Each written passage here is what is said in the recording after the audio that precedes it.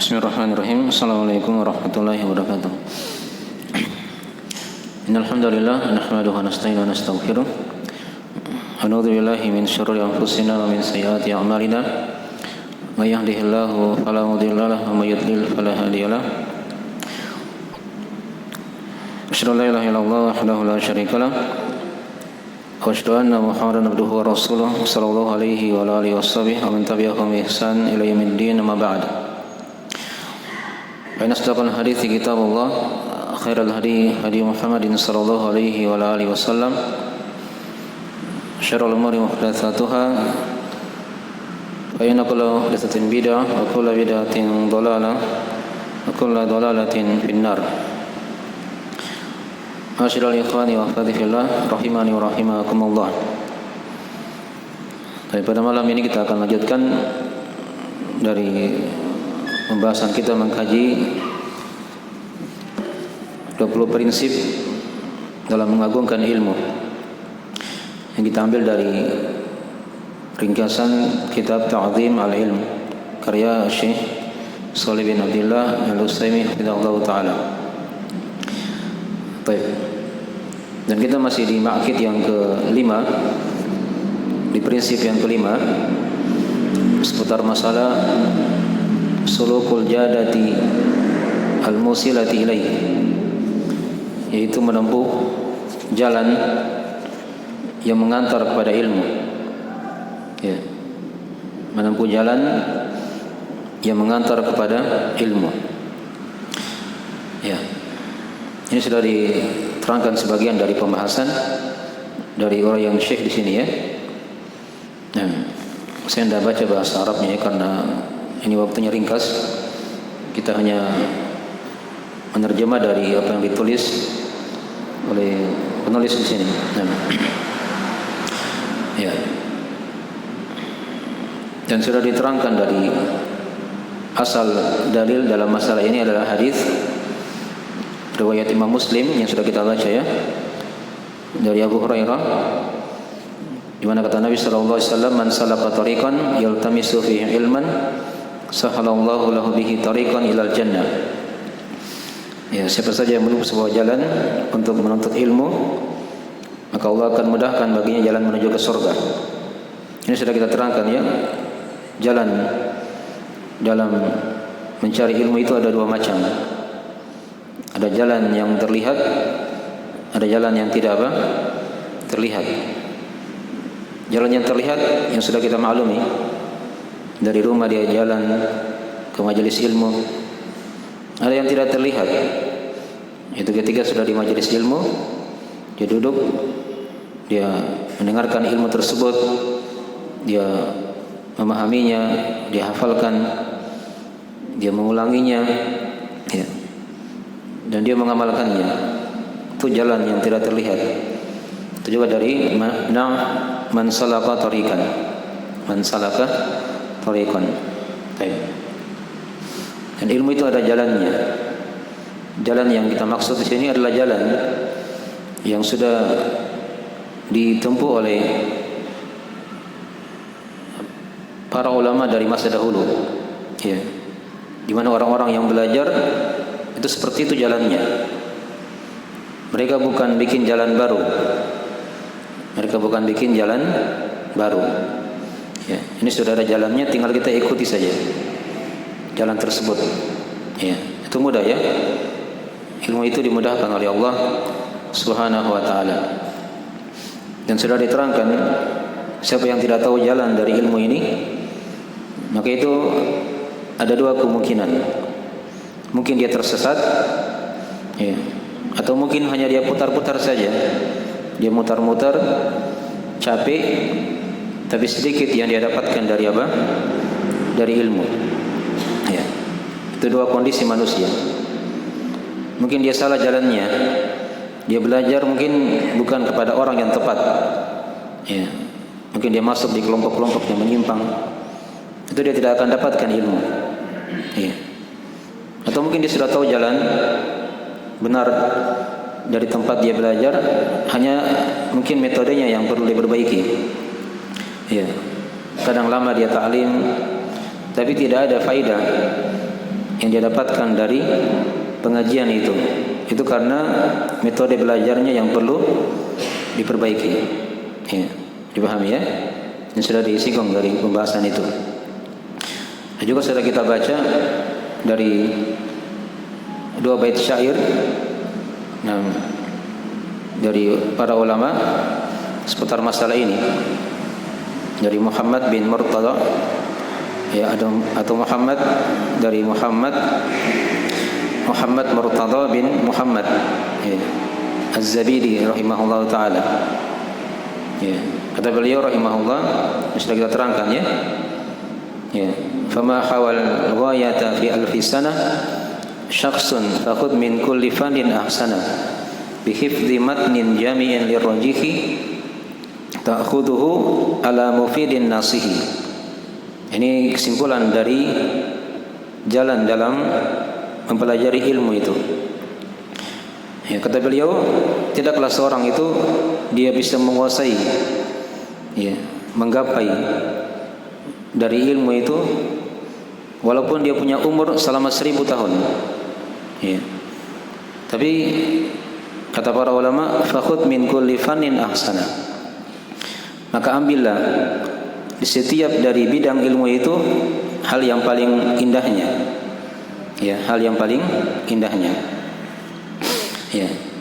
Karena ilmu ini kan banyak bidang-bidangnya ya. Ya. Yang paling pokoknya kan sudah diterangkan di maqid yang keempat. Ada ilmu akidah, ilmu tauhid, ya. Ada ilmu fikih. Ini pokok dari ilmu. Ya. Nah, di bawah itu ada bidang-bidang ilmu yang membantu dari ilmu itu, yang menopangnya dari ilmu-ilmu alat. Ya. Dipahami ya? Nah, nanti akan diterangkan insyaallah taala dari gambaran dari bidang-bidang ilmu itu. Nah, ini kalau satu orang dia habiskan umurnya di situ, dia ingin bahas satu bidang saja, itu tidak akan habis bidang tersebut dia selesaikan. Ya. Walaupun dia punya umur selama 1000 tahun dia belajar. Paham ya? Tapi ada cara yang lain. Ada metodenya supaya dia bisa menguasai ilmu itu dengan mudah, ringkas, ya, dan bisa didapatkan faedah yang banyak. Ya. Itulah perlu diketahui metodenya. Nah, diterangkan di sini 2 metode saja dari ringkasan cara belajar itu. Kata beliau, bihifdzi matnin jami'in lirajihi. Itu dengan menghafal matan yang jami', yang melingkup. Ya.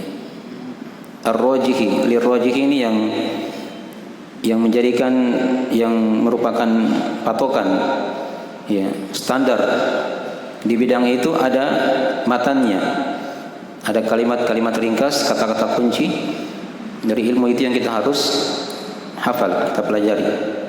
Ya. Itu satu cara. Cara yang kedua, ta'khudhuhu ala mufidin nasihi. Dia ambil ilmu itu dari seorang guru yang diterangkan di sini 2 sifatnya. Guru itu punya faidah, dan yang kedua, guru itu adalah penasihat. Ya. Punya faedah dan sekaligus apa? Penasihat. Ya. Sudah diterangkan di pembahasan sebelumnya, matan apa yang paling baik dihafal oleh seorang thalabul ilmi? Siapa yang tahu? Matan yang paling bagus, ya, yaitu Al-Quranul Karim. Itu matan yang paling baiknya. Nah, bagaimana cara dihafal Quran? Apakah langsung surah Al-Baqarah? Nah, tidak ya. Dia hafal 5 juz yang terakhir dari surah-surah mufassal itu. Juz 30, 29, 28, 27, 26. Itu surah-surah ringkas di situ. Ya, bagus dihafal. Di mana dia sudah, ketika dia sudah hafal 5 juz ini, itu sudah mewakili dari Al-Quran seluruhnya. Karena surah-surah mufassal itu ringkasan dari intisali Al-Quran dari surah Al-Baqarah sampai surah yang setelahnya. Ya, dari juz-juz yang ada. Diringkas di surah-surah apa? Mufassal. Ya. Dipahami ya? Itu cara belajar seperti itu, menghafal. Dan demikian pula Nabi SAW diturunkan Al-Quranul Karim. Itu di awal-awal wahyu turun adalah surah-surah mufassal. Surah-surah mufassal. Itu yang dihafal oleh Nabi SAW. Ya. Dan itu yang sering dibaca di salat 5 waktu. Ya, ini sudah diterangkan ya dari surah-surah mufassal itu. Ya. Baik. Itu ringkas. Yang ingin hafal Al-Quranul Karim.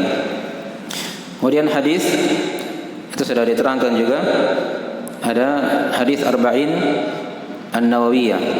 Ya, 50 hadis bersama dengan tambahan 8 hadis dari Imam Ibn Rajab Al-Hambali rahimahullah. Ini 50 hadis ya, pokok dalam kehidupan. Kapan dihafal ini, insyaallah taala akan bisa menjawab dari banyak problema dalam hidupnya, dalam kehidupan ini. Itu Al-Quran dan hadis yang dia targetkan dihafal ya. Ya. Baik. Dari 5 juz terakhir, kemudian ada 50 hadis pokok yang menjadi acuan dalam kehidupan. Nah, nanti kita bahas juga insyaallah taala sedikit-sedikit ya dari pembahasan itu. Baik. Itu untuk ilmu Al-Quran dan hadisnya. Ya, di ilmu yang lain banyak ya, matan-matan yang lain. Ada ilmu akidah misalnya. Mungkin yang dihafal awal-awal misalnya kitab Qawaid Al-Arba'ah misalnya kan. Al-Qawaid Al-Arba'ah, 4 kaidah memahami tauhid dan apa? Kesyirikan. Ya, itu ringkas. Atau dia hafal misalnya Al-Usul Ats-Tsalatsa. Itu salah satu usul 3 pondasi agama. Ya, itu bagus juga dihafal. Untuk di bidang apa? Tauhid. Itu awal-awal ya. Kita belum bicara lebih tingginya seperti itu. Ya. Kalau di bidang fikih, ya, dia pelajari di situ dari matan-matan ringkas di masalah fikih. Misalnya ada buku Ad-Durrul Al-Bahiyah misalnya, karya Imam Asy-Syaukani. Ini buku fikih ringkas. Dia tidak menjelaskan madhab di situ. Tidak ada madhab, langsung inti-intinya langsung. Ya, langsung intinya. Ya, masalah fikih dalilnya seperti ini. Itu yang pokok dia pelajari. Ya. Di fikih jangan dulu terlalu dibahas masalah silang pendapat yang luas. Nanti habis waktunya. Ya, sementara kita ini tidak punya waktu yang apa? Yang banyak hidup di muka bumi ini. Nah, itu di antara cara-cara ya. Ya. Kalau di bahasa Arab mungkin yang dihafal awal-awal adalah misalnya matan Al-Ajurumiyah. Ya, itu ringkas. Dihafal matan Al-Ajurumiyah. Ya.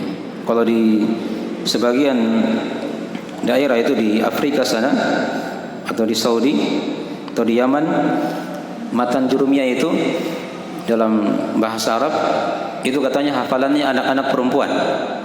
Hafalannya anak-anak apa? Perempuan. Kalau laki-laki bukan itu hafalannya. Ada yang lebih tinggi lagi. Ada yang lebih tinggi. Tapi kita dasari itu dulu di apa? Di bagian ilmu bahasa seperti itu ya. Nah, baik.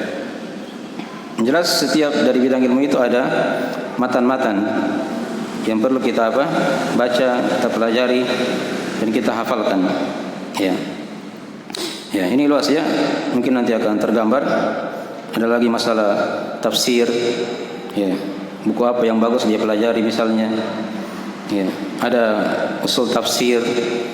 Buku apa yang bagus dia pelajari. Itu ada nanti pembahasan-pembahasannya akan dibahas.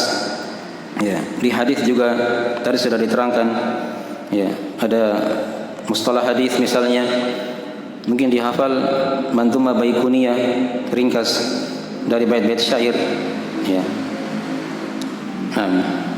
Di usul fikih tadi ada fikih, ada usul fikihnya. Ada waraqat misalnya yang dia perlu pelajari, dihafal. Ada kaidah-kaidah fikih Ya. Di bidang sejarah misalnya di sirah ada buku ringkas juga yang dia harus pelajari. Ya. Nah, di fikih amalan hati juga seperti itu. Ada kitab-kitab ringkas yang insyaallah taala nanti akan kita bahas ya sedikit demi sedikit. Itu namanya pokok-pokok ilmu syariat, dari kunci-kunci ilmu. Ya, pembahasannya ringkas, tapi kita bisa dapatkan banyak faedah di situ. Ya, dipahami ya? Jadi ini metode pertama dengan cara menghafalkan ilmu itu. Siapa yang ingin dapat ilmu tapi dia tidak menghafal, itu artinya kata para ulama dia mencari sesuatu yang mustahil. Dia cari sesuatu apa? Yang mustahil. Karena kata para ulama diantaranya dikatakan oleh Abdurrahman bin Mahdi rahimahullah taala, la ilma illa bil hifdz wa la hifdza illa bil itqan. Ya, wa la hifdza illa bil itqan wa la itqan illa bil muraja'ah. Nah, tidak ada ilmu itu kecuali dengan hafalan. Itu yang pertama diusahakan. Dihafal dulu sedikit demi sedikit. Dan tidak ada hafalan kecuali dengan apa? Itqan, dia mutkinkan hafalan itu. Ya.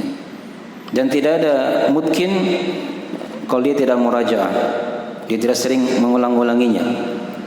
Dipahami ya? Itu tahap-tahap agar dia bisa menghafal. Dia itqankan, dia mutkinkan, dan dia mengulang-ulangi hafalan tersebut. Ya. Walaupun sedikit dia ulang-ulangi banyak kali, itu lebih bagus daripada dia buru-buru pindah ke surah berikutnya atau di hadis berikutnya atau di matan berikutnya dalam keadaan dia tidak apa? Mutkin. Dipahami ya? Nah, mungkin sekarang ada yang bicara, oh saya sudah umur 30 tahun misalnya. Ya. Saya sudah umur 40 tahun. Susah menghafal. Ya. Itu menurut dia. Tapi dia belum coba kan? Dia coba dulu.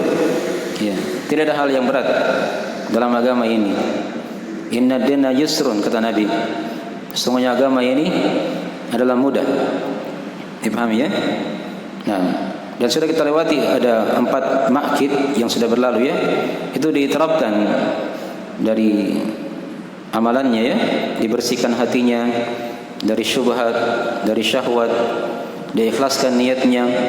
Ini kan sudah diterangkan ya, dari bagaimana cara orang itu bisa ikhlas dalam belajar. Di makkid yang ketiga dia kumpulkan fokusnya dengan dia bersemangat, dia mohon pertolongan kepada Allah, dan jangan dia merasa lemah. Ya. Baru dapat surah-surah panjang sedikit sudah KO misalnya kan, sudah tinggalkan Al-Quran lagi. Ya. Mungkin dia menghafal 1 hari, istirahatnya 1 pekan.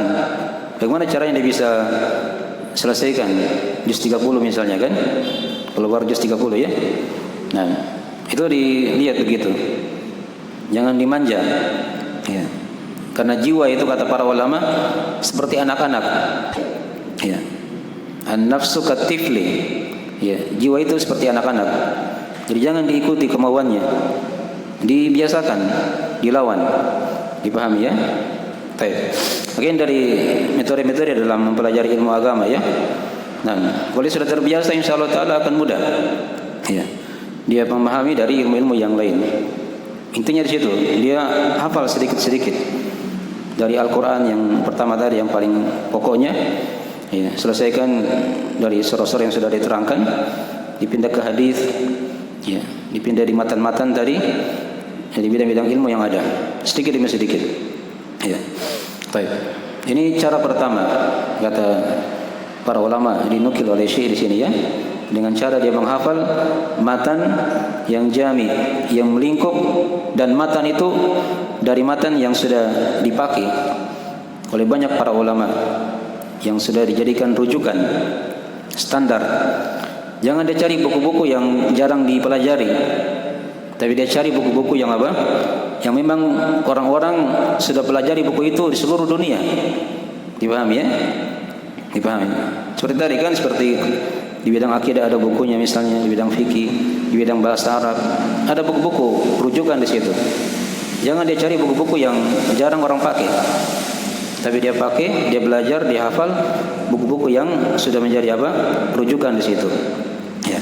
Itu cara belajar. Nah, ini cara yang pertama. Dengan cara apa?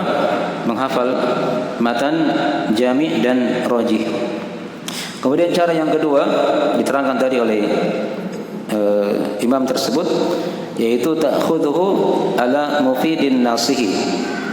Dia mengambil ilmu itu dari seorang guru yang punya faidah lagi penasihat.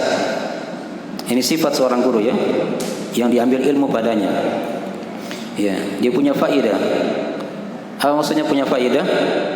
Ya, guru itu dia ahli di bidangnya. Ya, dia ahli di bidangnya, bukan setengah-setengah. Ya, bukan setengah-setengah. Karena yang setengah-setengah itu berbahaya ya, berbahaya.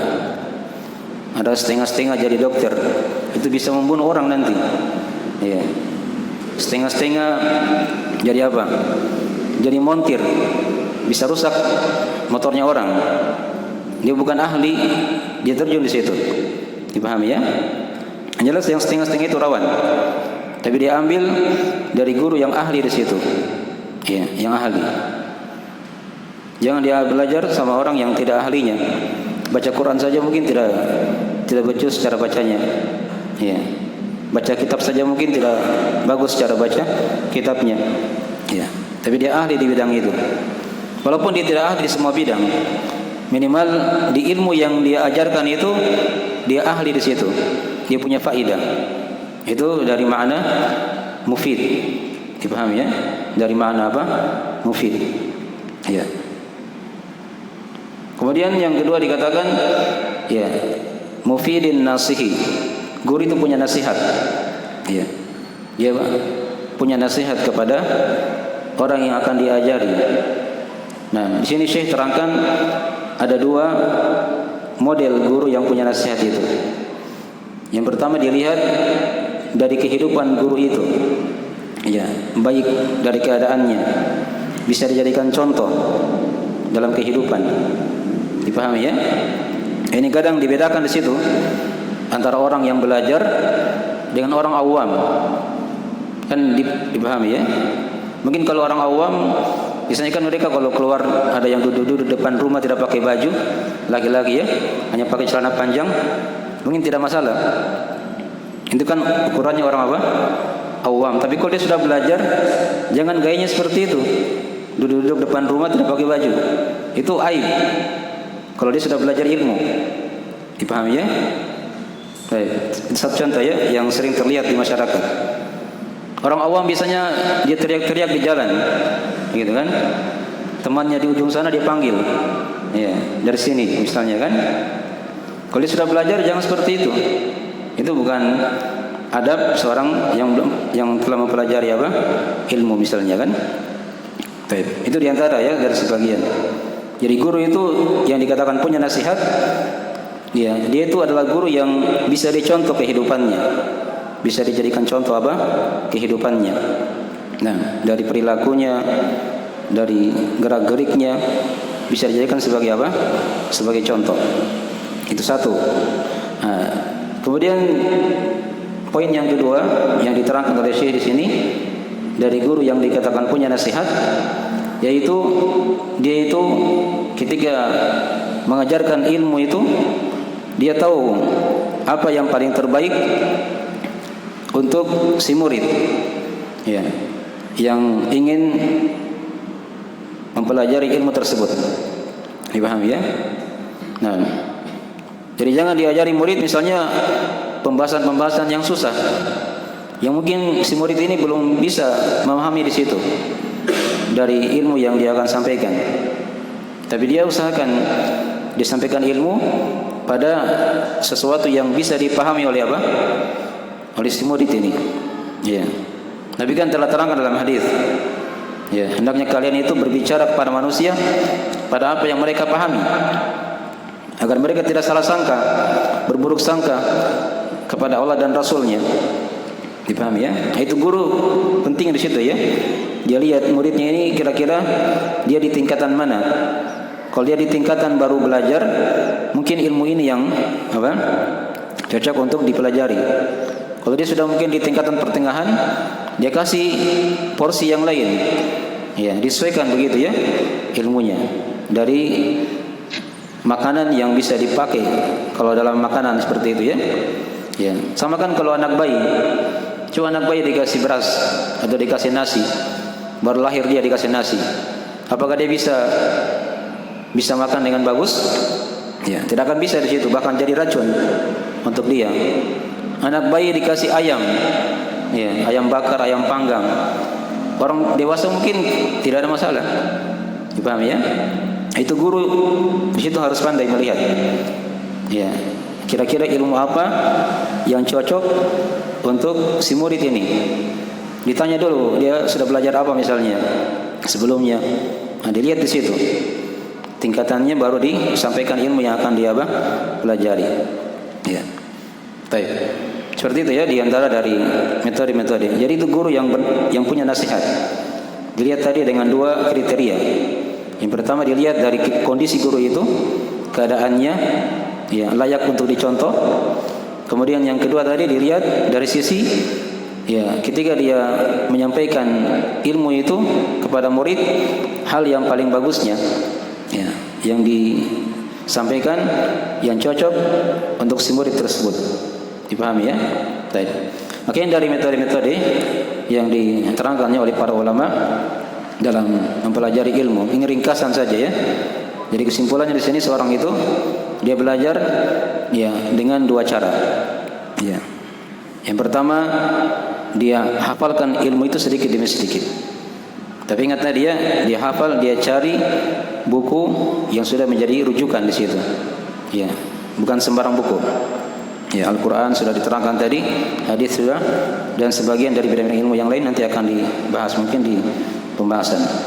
Ya. Kemudian yang kedua, dia ambil ilmu itu dari bimbingan guru. Ya. Dipahami ya? Jangan belajar sendiri. Ya. Seorang harus punya guru. Itu ilmu seperti itu. Ya. Maka kalau sudah seperti itu cara belajarnya, maka insya Allah Ta'ala akan mudah dia belajar. Ya. Nabi terangkan dalam hadis riwayat Abu Daud dari Ibnu Abbas radhiyallahu ta'ala anhu atau anhuma, di mana kata Nabi sallallahu alaihi wasallam, tasma'una wa yusma'u minkum wa yusma'u mimman yusma'u minkum. Ya. Tasma'una wa yusma'u minkum wa yusma'u mimman yasma'u minkum. Ya. Perhatikan hadisnya ya. Ini Nabi ketika itu berbicara kepada para sahabat. Tasma'una, kalian sekarang sedang mendengarkan ilmu itu. Ya. Wa yusma'u minkum, dan nanti akan didengarkan dari kalian ilmu itu. Maksudnya nanti para sahabat ini jadi apa? Jadi guru, dan nanti ada murid yang datang mendengarkan dari mereka. Ya. Kemudian setelahnya dikata Nabi, wa yusma'u mimman yasma'u minkum, dan nanti akan didengarkan lagi orang yang mendengar dari kalian. Ya, datang tabi'in tadi kan, dia dengarkan dari para sahabat. Ya, ketika sahabat sudah meninggal, akan datang nanti muridnya tabi'in, yaitu tabi'in akan mendengarkan lagi ilmu itu dari para tabi'in. Nah, seperti itu ilmu didengarkan dari masa ke masa. Ya, ada kebersambungan, ya. Tidak muncul sendiri ya. Baik. Jadi itu diantara dari cara mempelajari ilmu agama. Nah, ini dua cara ini kalau dia terapkan, maka mudah dia belajar insyaallah taala. Ya, dia harus punya guru, dan tadi diterangkan dari sifat guru itu, yaitu mufidun nasihi. Ya, dia punya faedah, dia ahli di bidangnya, dan yang kedua dia penasihat. Ya, dijadikan contoh, kemudian dia tahu bagaimana cara mempelajari atau cara mengajarkan ilmu itu kepada murid. Ya, mana yang cocok dan seterusnya. Itu dua syarat ya diterangkan dari ciri seorang guru yang diambil apa? Ilmunya. Punya faedah, keahlian, dan punya nasih, penasihat. Ada dari kriteria yang ketiga diterangkan oleh para ulama yang lainnya, yaitu dia punya akidah yang selamat. Dia punya akidah yang selamat. Bagaimana caranya dia ditahu punya akidah yang selamat? Nah, dilihat dari pengajaran-pengajaran yang diajarkan, dari pelajaran-pelajaran tauhid misalnya kan, yang pernah dia ajarkan. Dari situ dilihat seorang punya akidah yang selamat. Buku apa yang dia sudah selesaikan misalnya, yang dia telah bahas, ya, yang dia telah ajarkan, terlihat di situ dia punya akidah yang selamat, bukan pelaku kesyirikan. Bukan pelaku apa? Kesyirikan. Jadi jangan belajar kepada orang yang melakukan kesyirikan, ya, melakukan hal-hal yang melanggar dari tauhid itu. Itu ciri yang ketiga. Nah, ciri yang keempat dari seorang guru juga, dia punya metode beragama yang selamat. Ya, dia punya metode beragama yang apa? Yang selamat. Lurus manhajnya. Ya, metode beragamanya apa? Lurus. Bukan pelaku bid'ah. Bukan pelaku apa? Bid'ah. Tidak boleh seorang belajar dari ahlul bid'ah atau orang-orang yang menyimpang dalam agama. Jadi itu 4 kriteria ya, diterangkan oleh para ulama dari syarat seorang guru itu diambil ilmunya. Ya, dia punya faedah tadi, kemudian dia nasihat. Yang ketiga tadi dia punya akidah yang selamat, dan yang keempat dia punya manhaj, metode beragama yang lurus. Ya, kalau dia perhatikan ini, maka insya Allah Taala akan mudah, akan diberkahi dari ilmu yang dia pelajari, dan akan dibuat banyak manfaatnya ya di tengah manusia. Insya Allah Taala seperti itu. Baik, makin dari akhir pembahasan di Al-Maqid yang kelima ya, seputar menempuh jalan yang mengantar kepada apa? Kepada ilmu itu. Baik. Jadi buku ini yang kita bahas ini sebenarnya pembahasan masalah adab-adab ya. Itu yang ditanyakan kemarin sama Iqbal kan. Dia belajar adab dulu, baru apa? Baru ilmu. Nah, ini 20 prinsip ini adab-adab isinya. Ada adab dia dalam dibersihkan hatinya kan sudah diterangkan di prinsip yang pertama kan, bagaimana caranya. Adab dia ikhlas dalam belajar sudah diterangkan bagaimana metodenya seorang bisa ikhlas dalam mempelajari ilmu agama. Itu adab. Ya, adab dia dalam mengumpulkan fokusnya. Ya, dia punya semangat. Kemudian dia punya apa tadi? Dia mohon pertolongan kepada Allah dan jangan merasa lemah. Itu adab dalam belajar ya. Ada adab-adab yang lain nanti kita akan bahas lagi. Yang tadi sudah diterangkan juga di Maqid prinsip ya, dia belajar itu bagaimana caranya dari ilmu yang dia pelajari yang fokus pada Al-Quran dan Sunnah ya. Kemudian tadi diterangkan metodenya bagaimana, dari cara dia belajar dengan 2 cara ya. Ada buku yang matan yang dia hafal, dan ada guru yang dia jadikan guru di situ. Dia belajar darinya. Dipahami ya? Jadi kalau dia tidak punya hafalan, jangan harap dia bisa dapatkan ilmu agama. Ya. Demikian pula kalau dia tidak punya guru juga, jangan harap dia bisa menjadi apa? Seorang yang alim. Semua orang punya guru. Ya. Dan gurunya itu punya guru lagi ke atas, sampai kepada Nabi SAW. Nabi saja punya guru. Itu siapa? Malaikat Jibril alaihissalam, kan begitu. Jadi semua punya guru. Dipahami ya? Tidak ada yang lahir itu dia belajar sendiri. Dipahami ya? Semua punya guru. Itu ilmu seperti itu diambil. Ya, dari generasi ke generasi, turun temurun. Baik. Ya, ada tambahan juga diterangkan oleh sebagian faedah dari para ulama kita. Seorang guru tadi yang dikatakan nasih, yang punya nasihat, itu bukan berarti guru itu dia lepas dari kesalahan-kesalahan, dari dosa-dosa, tidak ya. Karena kan tidak ada manusia yang apa? Yang bersih dari kesalahan. Ya. Tapi kata para ulama, minimalnya guru itu kebaikannya lebih banyak daripada apa? Daripada kesalahan-kesalahannya. Itu sudah cukup dijadikan sebagai apa?